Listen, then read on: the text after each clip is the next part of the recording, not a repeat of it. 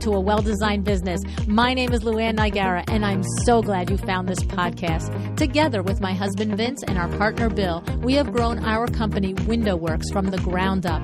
So I know and I understand the challenges you face in running your interior design business. I also know that your talent alone isn't enough to ensure your success. So on this podcast, we talk about strategies and practical steps to help you grow your business. But make no mistake about it, we have our share of fun here too, mixed in with those aha moments that I love so much. This isn't fluff. Nobody has time for that. Whether you are a new interior designer or a seasoned designer, I am here to help you create and to manage the kind of interior design firm that you dream of. It's straight talk and it's action. Are you ready? Let's get started. Hi, welcome to A Well-Designed Business. As a designer, there are so many things you source and specify that are probably pretty easy for you. But I can imagine that specifying, pricing, and buying art might be intimidating and probably a little scary. Well, today, Liz Beaman Delman, founder of Above the Sofa, is here to demystify fine art purchases and empower you to confidently bring fine art into your clients' projects. Coming from a world where her grandfather was an abstract artist and her other grandparents were contemporary art collectors, art is in Liz's blood. And with 25 years experience in the art world, her resume is impressive. For 20 years, she was a specialist at Sotheby's and Christie's, where she was also a senior vice president and ran the American art department. Today, she runs an art advisory firm, Beaman Delman Fine Arts, focused on secondary market sales and all aspects of art advisory and collection management. Liz has been on the board of the Archives of American Art, a member of the Directors Council at Guggenheim, a member of the Directors Circle at the Hammer Museum in Los Angeles, and 3 affinity groups at the Los Angeles County Museum of Art, including the Collectors Committee. Liz explains how art galleries are the gatekeepers who try to get the artist's work placed, just like an actor's agent tries to ensure that their artist lands the best roles. So let's see what Liz has to teach us about how including fine art in your projects could make your business better.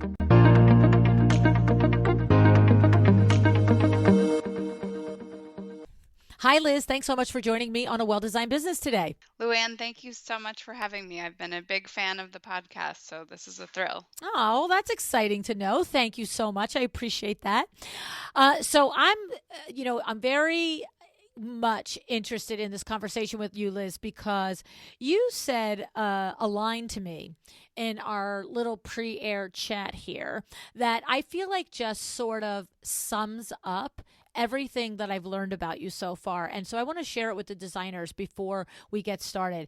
And you said, I want to empower the designers to have the confidence to bring fine art into their projects and to feel like that they have an art advisor on their team.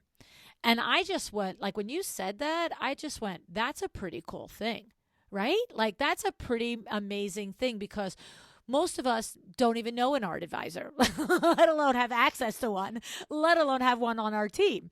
So tell us how and why this has become your mission to be able to empower designers in this way, Liz. You know, I think the art market, for better or worse, can be a really scary place. So to the extent to which I can help demystify it, for both the end user and for the designer, the better. It can be very intimidating, even for me, having spent, over 20 years in the art market, to walk into a gallery. They are not always the friendliest environments. What is that, by the way? What is that? I mean, just as soon as you said that, not one of us went, oh, no, that's not true. We all went, well, yeah, that's sort of true. I mean, even the ones in the darn mall that aren't even like, you know what I mean? What do you think that is? I think the ones in the mall are trying to emulate, the mega galleries in Chelsea. It's just this mystique that has become sort of part of the art world ethos. It's certainly not true in every gallery. I think many galleries are now trying to buck against that trend, because one of the things we've seen, certainly over the last few years, is just a very deep broadening of the buying pool. And, it's very difficult to be a first time buyer and to walk into a gallery and have that kind of response and feel good about making an acquisition. So I do think we'll hopefully start to see a little bit of a shift there. Um, but, at the end of the day, galleries are sort of gatekeepers, and they want to control, who buys what, and where important works will go next. And that's just part of the process. Mm, that's an interesting thing. Why? I mean, why is that? Why does that matter? I mean, honestly, if you have the ability to make an investment, why do they care about where the artworks end up? Well, maybe this is having been in Los Angeles for a few years, but I'm going to use an entertainment world metaphor, which is, a gallery is really like an artist's agent.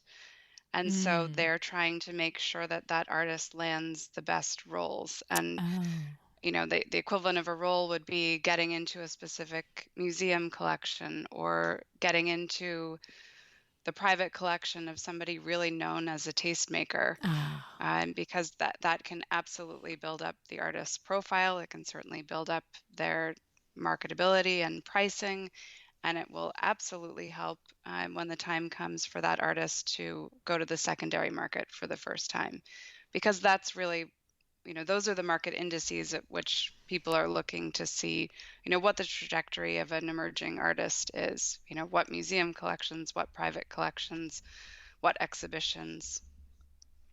So it's funny because when you explain it, I get it. It's being seen in the right circles so that it's no different than us when we want to anything that we do, we say, and I've also done work for XYZ couple or, organization or whatever, because that's attracting more of that same client to them, and so therefore it's like marketing, right? So I get it. If Exactly. yes, if my art is placed in a home where that person, that couple, that whoever is literally going to have the right parties, the right people that also are more of those people that understand and value fine art and are in a position to make the investment. Makes sense. Okay, it makes sense. At first I was like, I'm sorry, I don't like anybody being kept out of anything. Like, if I got the money and I want it, I want it. And I'm sure that happens too, right? But you're just saying when you're crafting a career like a gallery is, and you are, when you're monitoring and crafting a career, it's no different than any of us crafting our own careers. We, as designers, are like, what clients am I picking? Are these clients going to introduce me to more clients like them or not? We say all the time, work with your ideal client and say no to the others, right? Exactly. Well, and the other issue is just a classic supply and demand. I mean, given the wealth creation in the world, which has certainly accelerated over the last few years, there is no shortage of people who can afford to pay whatever the asking price is. So it becomes far less about who can afford to pay. It's who will be number one, off the 200-person wait list for that one object. Mm. Interesting. There's so many details and layers to it. And so, okay, but your goal with your business Above the Sofa is to help interior designers navigate this world so that they can be the person who introduces their clients to the possibility of fine art ownership, right? Exactly. It's really a full-time job to keep abreast of all of the galleries. I primarily focus on New York, Los Angeles, and London, and I'm seeing, hundreds of works a day. So the expectation that a designer could possibly do their job in terms of renovating an entire home and keep abreast of the art market is just not realistic. The art world is my full-time job, and so I'm trying to bring that expertise to designers one at a time.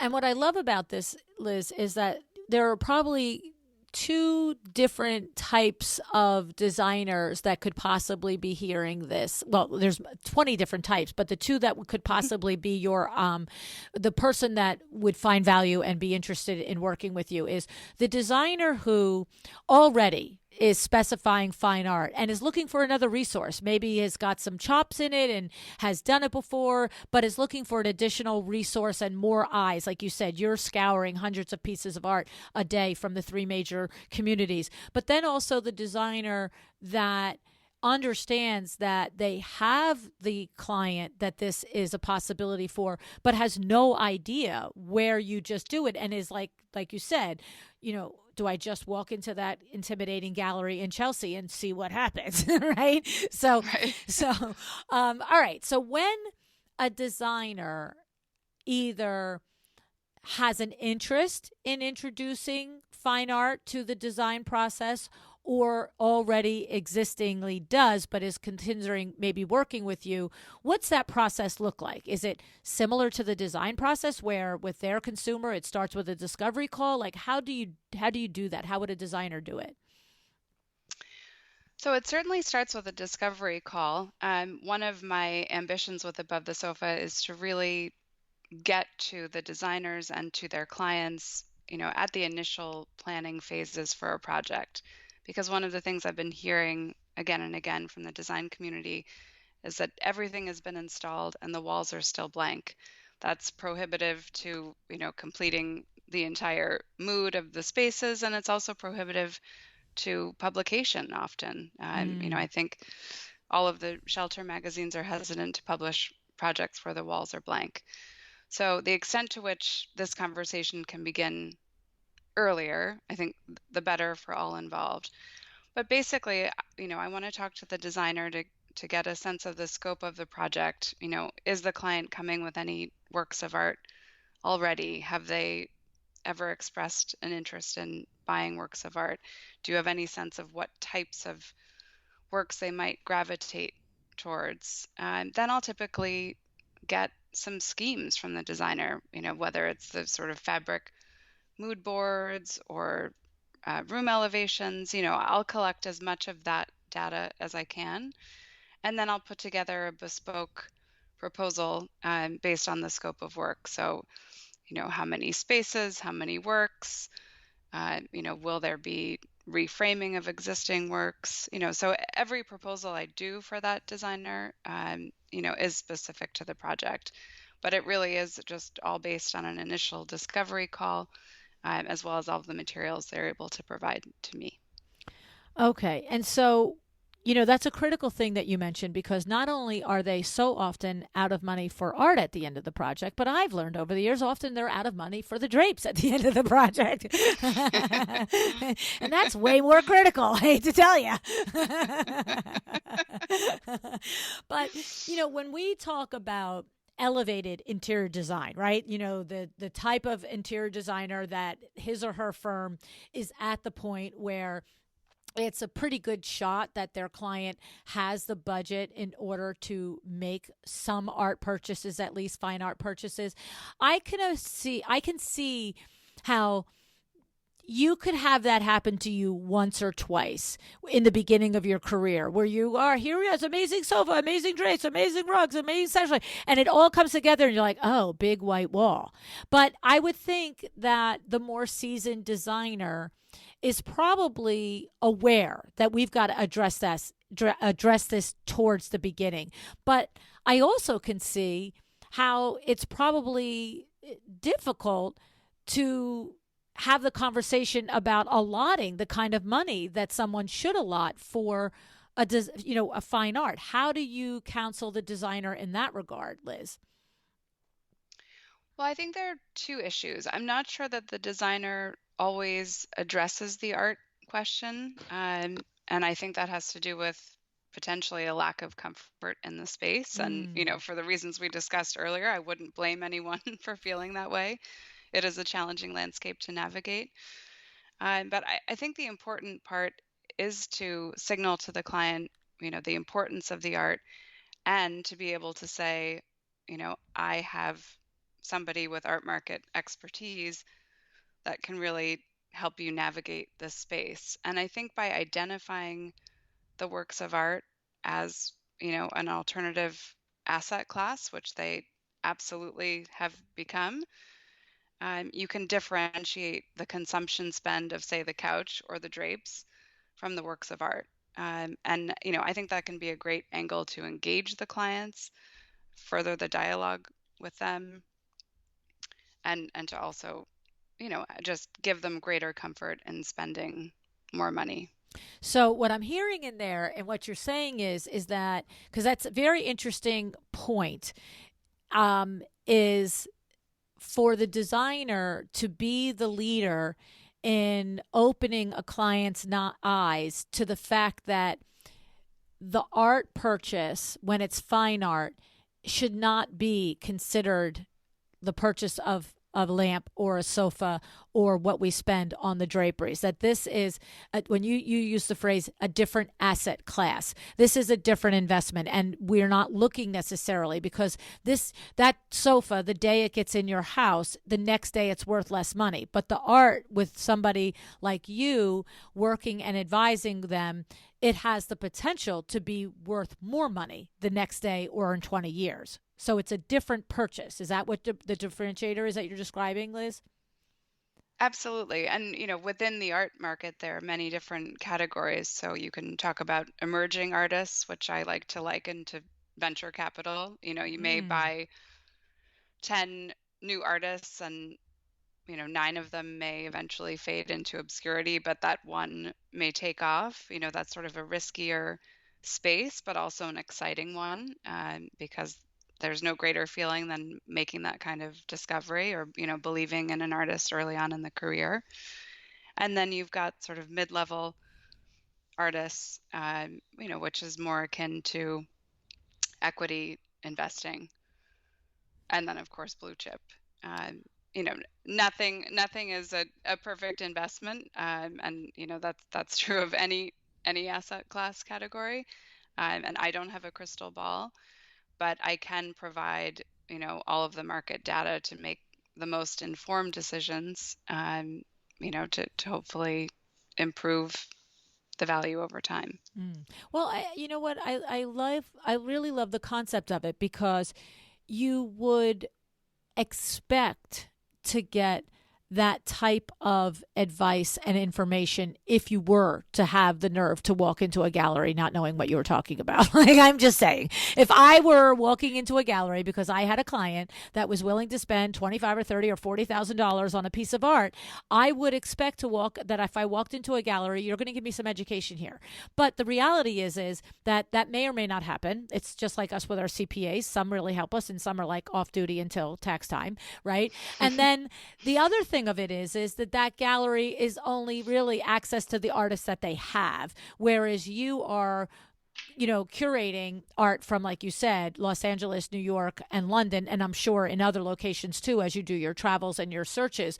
But the idea is that extra information. Oh, hey, Luann, if your client, wants to really, see if they can attach their wings to an emerging artist, here's 3 we would look at. Or if your client is like, no, give me the sure thing, I got to have the shishi of the shishi and I want that, you're really there telling us the differences and why they're different, right? You're not just labeling it, you're explaining so that we're learning. That's what I'm getting from you, that you're trying to teach me so the next time I might have some information myself, even though I'm going to come back to you again for the full package, right?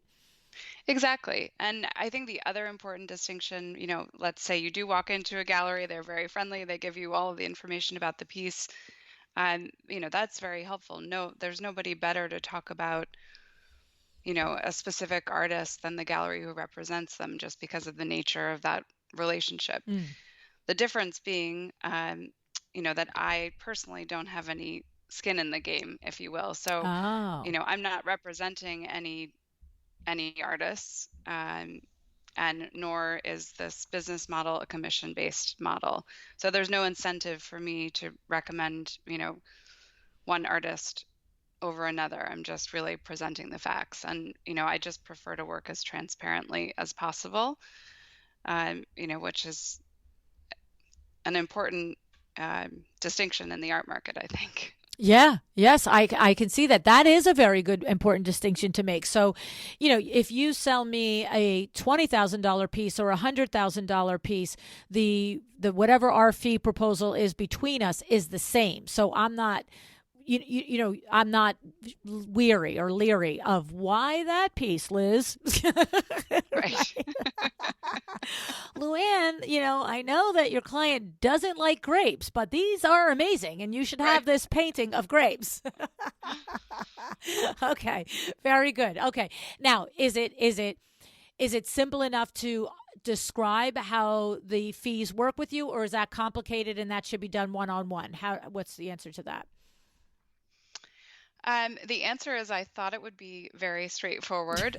So I came up with a business plan for launch last April. And the truth of the matter is I've discovered that, designers each work very differently. They all have different arrangements with their clients. And as such, I've had to be incredibly nimble. So it's probably best as a one-on-one conversation.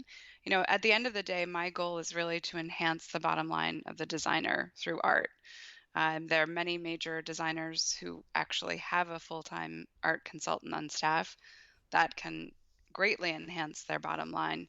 And, I think, rather than shying away from getting involved in the works of art, I think, by having somebody with art world expertise, you can feel comfortable making the recommendations, and also, really focus on the ways in which that can enhance your profitability of the project. Yeah, the thing that I'm hearing in all of this is that we look, we know the super high end luxury client is probably going to understand that even if it's a status thing, that they're going to want some fine art in the house, whether or not they're collectors, they truly appreciate it or whatever. But the idea is to never assume that any level of client doesn't have this love or this desire for it, right? And you don't know until you offer it to somebody what they will really reach for and do.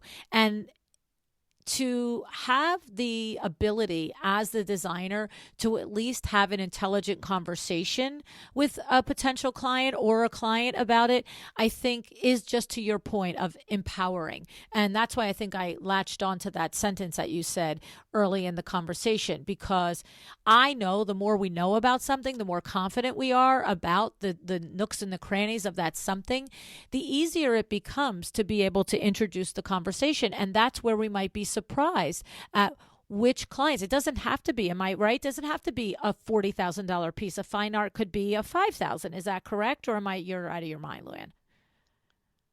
No, you're absolutely right. Okay, I wasn't sure, but I thought so. Right, like an emerging artist or something, somebody that really appreciates it. So my point is, this isn't just for the luxury designer. It's for the designer that appreciates it and understands that he or she can have an active role in this, and it can enhance not only their business reputation and their own ability to attract people because of the projects looking more elevated with great art in it, but also the actual addition to their bottom line on this, right? Exactly. Okay. And then the other thing, just to go back to it being in a different asset class, just to really pull that apart, because what we know is whether we're doing a $50,000 room with somebody or we're doing a $1 million first floor with somebody, what we know is that everyone that does that, they're not spending the last dollar in their bank account to do that. They've allotted a budget to the design project, whatever level it is. And while somebody is doing a $50,000 room or a $1 million home, they might also go buy a $40,000 car during the same time of the process, because that's not part of the budget for the design. The family, the couple, the whatever, the individual has different buckets of money. And what you're describing is for designers to consider the purchase of fine art as in a different bucket as the design process. Am I reading that whole thing correctly? Yes, Yeah. absolutely. It's not unlike, needing to be an accredited investor to make certain investments through a bank. I mean, we're talking about people with means that can afford to to buy art, where, some may go up and some may go down. I mean, you need to have, I suppose, some appetite for risk. Mm. Although, another angle I've wound up pursuing for several designers is, buying sort of blue chip names but editioned works by those artists. That's a great way to not spend a huge amount of money on an individual work, to feel very comfortable about that artist's market and the trajectory of that market. And while you're not going to see the same, order of magnitude of appreciation with an edition versus an original work by an artist, that's sort of as stable and steady, as one can get. So there are Warhol prints, for example, that are very affordable, particularly if they're done in a larger edition, and those have just continued to go up with the artist market. So, Liz, you mentioned something about when you're talking about the blue chip, and there is, the one original something, and then there is a limited editions of something. Clear that up for me. There's an original and then copies are made either by the artist or other people, or I'm not sure I understand that. Sure. So what I mean by an edition is a work of art by an artist that was always designed to be printed or made in multiples. So those may relate to original compositions by the artist, but they're not copies of an original. These are original works that were designed to be created in a larger edition. Let's say, 20, 50, could be 200, could be 250. And that's really the artist's decision as to the size of the edition. So they're not after an originals. They are original works of art, just created in multiple. Okay, okay. It's a way for an artist to sell 300 of his pieces or her pieces, and that's what we talk about a numbered, a limited edition. You've got the 65th one or something like that, and it just puts that type of art into more hands. But you're saying, when you mentioned it as a blue chip, if the artist, him or herself, is a blue chip artist, that's a way to afford at a lesser price a blue chip artist works. Is that the whole point? Exactly. Okay, I Exactly. get it. I get it. I'm catching on. Okay, awesome.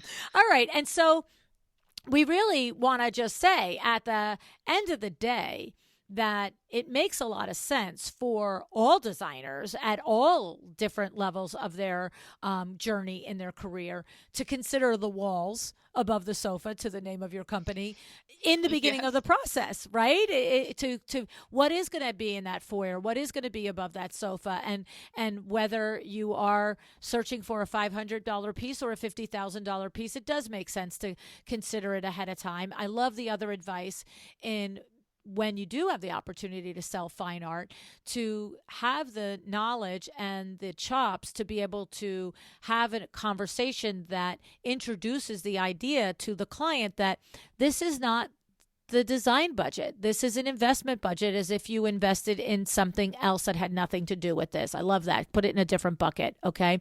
And then, of course, you're not making commission. Your prices are based on the expertise that you provide to the designers. But designers certainly, like you said, are doing it all different ways. So maybe one designer is making more money based on the price of the art, or just even the curation of it and the selection of it, or whatever. So how they do that. And then I guess are there other ways that you have learned that this benefits a designer either in their career or in their business, to open their eyes to the possibility of including fine art that we haven't talked about, Liz? Well, I think, back to an earlier point, that art has been, coming at the end of the process. When a project is completed, not only do you want your client to be incredibly happy and, feel comfortable in their home, designers at a certain level might aim to get that project published. I do think that, having sort of interesting works of art, either by instantly recognizable artists, or, by sort of fascinating emerging artists, will enhance the chances of publication.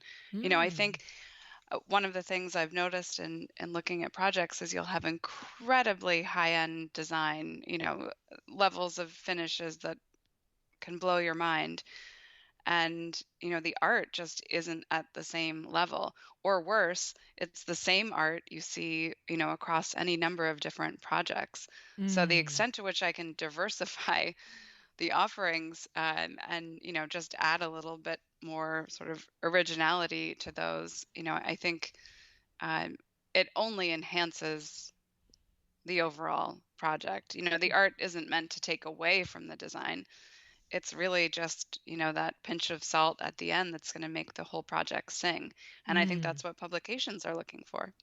That makes 100% perfect sense to me, because whether you are at the level that you are doing design that is garnering regional press, even that, what differentiates your beautiful living room sofa, primary bedroom, whatever it is, from the other submissions that are coming in. And sometimes I could see how it could be just something about the art that elevates the entire room, not takes it over, to your point. And then I would think that once you get to the national publications, Elle Decor, AD, and Architectural Digest and the like, I would almost see, like, it would almost be funny if really beautiful fine art were missing from the project at that level, right?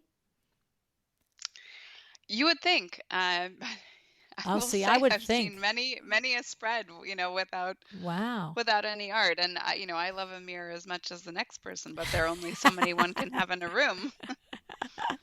Right. Okay. Well, point well made. That's interesting. Very interesting. I love that. There's one other thing that we talked about, Liz, in our off-air conversation that I want to make sure I introduce to the conversation. Is you mentioned to me that you were able to place a piece of fine art in a recent show house for a designer. And tell me a little bit about that process and what that meant and how that works. Yes, so I was able to work with Andre Jordan Hilton for the Gallery Magazine show house. That was actually the inaugural edition of that show house that took place in Sag Harbor over the summer. And then I worked with Meredith Ellis, who runs the James Showroom in Dallas, and Kathleen Walsh out of New York, for Kips Bay in Dallas. So those are my three show houses to date. I think show houses are so incredible in the sense that the designer is operating without a client. So it's entirely their vision. Obviously, they're assigned a space, but everything else is left to their imagination. So it's a wonderful way to work with a designer and kind of understand what their tastes are without that added layer of, client expectation. And so, it's sort of a similar process in terms of a discovery call when engaging with a designer for a client project. I get a sense of what they have envisioned for their space. How many walls will there be? I ask them to send me as much preliminary information as they have and are able to share.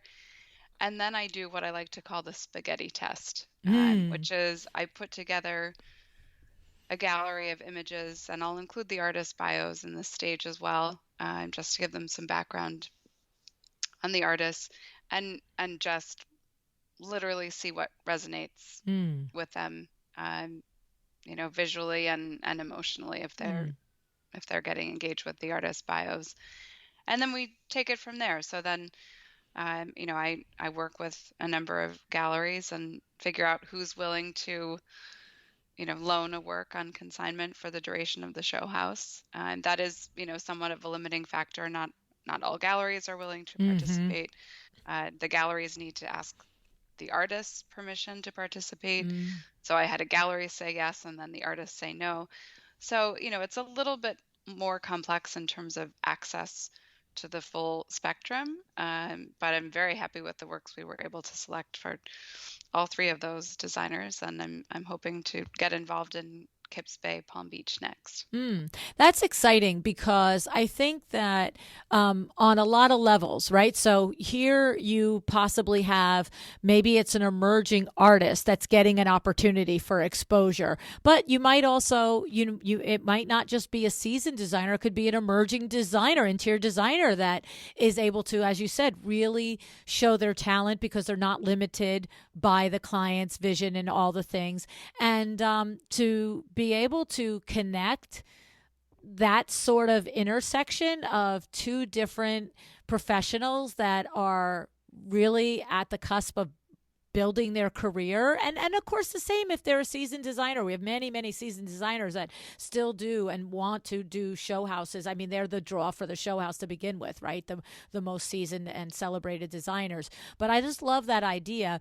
I would think that there must be all sorts of technicalities, as you mentioned, just the permission and the geographics of the art and the location of the house and whether the gallery wants to do it or the artist wants to do it. But then I would think that just, insurance and all of that stuff has got to be pretty crazy. Yes.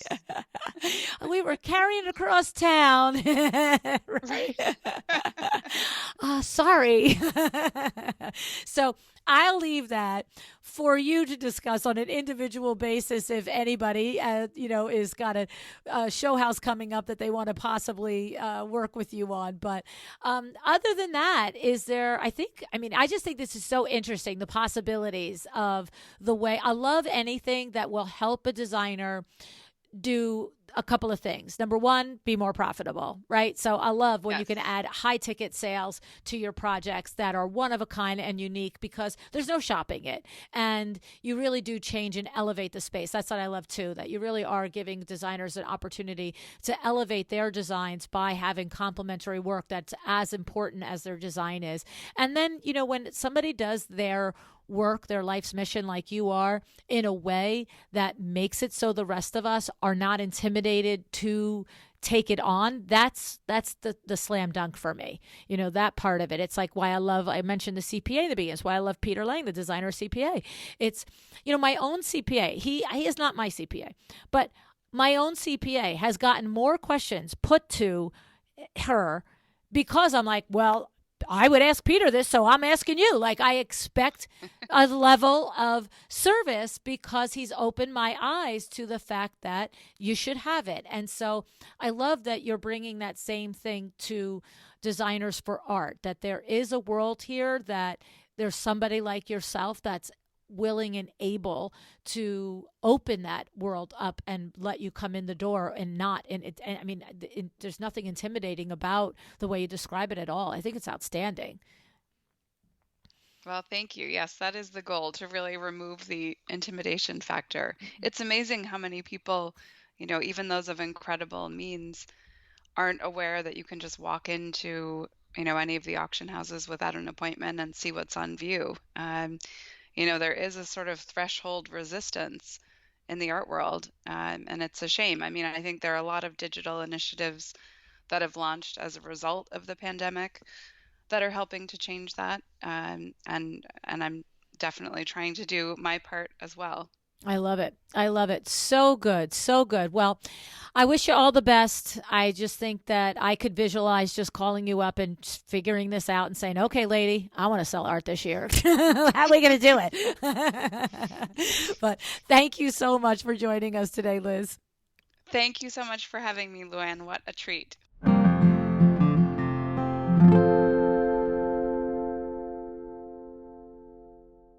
As an art consultant, Liz is, as she puts it, someone with no skin in the game.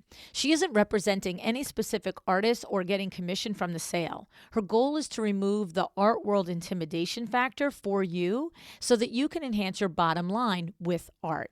She believes that art should be an integral part of the design process, and this makes sense to me after listening to her to explain it. What do you think? I think that when she talked about considering art as an alternative asset class and saying how it shouldn't be competing with the project budget, that struck home. All right. And knowing how to position this correctly with your client seems to me very important. Liz pointed out that there are typically two types of designers that will use above the sofas services. One is a designer who is already specifying art and is looking for a resource. The other is a designer who knows that they have a client with potential interest in adding fine art, but isn't sure how to go about this, right? Liz's process begins with a discovery call so that she can learn about you, your client, and your interests, okay? She gets as much information as she can, and then she formulates a proposal based on the scope of work specific to your client and project. Do you remember way back in episode 413 when Leslie Price was on the show?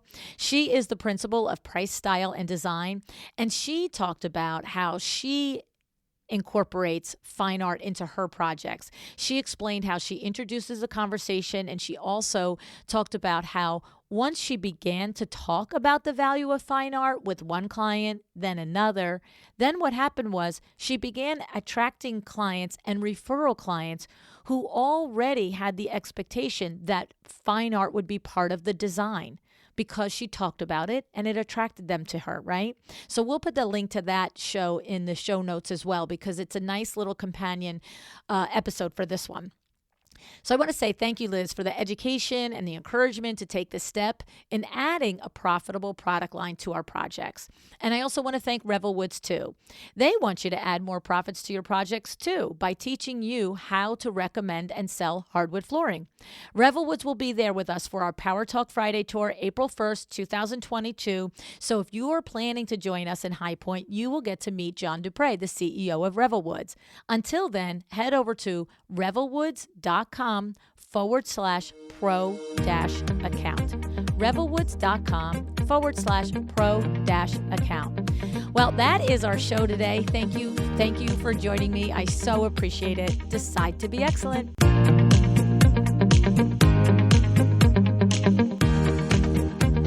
Thank you so much for joining me again today. This podcast is a production of WindowWorks, your resource for custom window treatments and awnings. To learn how we can help you on your next interior design project, go to www.windowworks-nj.com.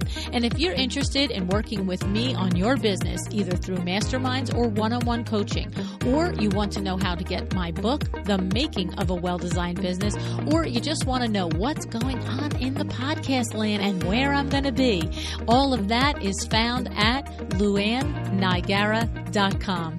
Thank you so much. Have an excellent day.